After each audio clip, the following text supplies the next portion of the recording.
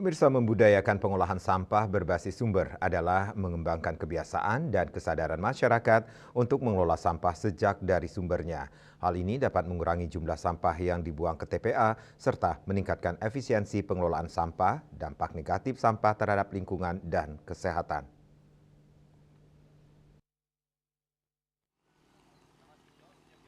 Persoalan sampah menjadi perhatian khusus berbagai pihak, bukan saja pemerintah, pelaku usaha maupun lingkup terkecil di rumah tangga. Menurut Kepala Pusat Pengendalian Lingkungan Hidup Bali dan Nusa Tenggara, Ninyoman Santi di kawasan kreatif Tabanan mengungkapkan, di Bali sebanyak 1.500 ton sampah per hari.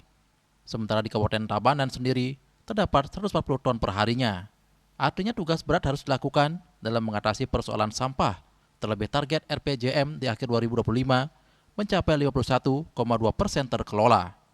Untuk Tabanan baru tercatat 5% atau 12,5 ton yang terkelola dan sisanya belum terkelola. Untuk itu dalam upaya membudayakan pengolahan sampah berbasis sumber merupakan langkah efektif meningkatkan kesadaran masyarakat akan pentingnya mengelola sampah sejak dari sumbernya. Dengan memilah sampah dapat memudahkan pengolahan serta daur ulang dapat mengolah sampah menjadi produk baru yang berguna. Hal ini diperlukan partisipasi masyarakat dalam pengelolaan sampah berbasis sumber. Artinya, tugas kita berat. Kenapa? Karena pemerintah telah menetapkan target RPJM untuk tahun 2025 ini di akhirnya nanti targetnya apa? 51,2% sampah terkelola. Dikelola itu bukan kumpul angkut buang, itu tidak kelola. Itu namanya membuang sampah sembarangan. Dikelola itu organiknya menjadi kompos, anorganiknya juga didaur ulang.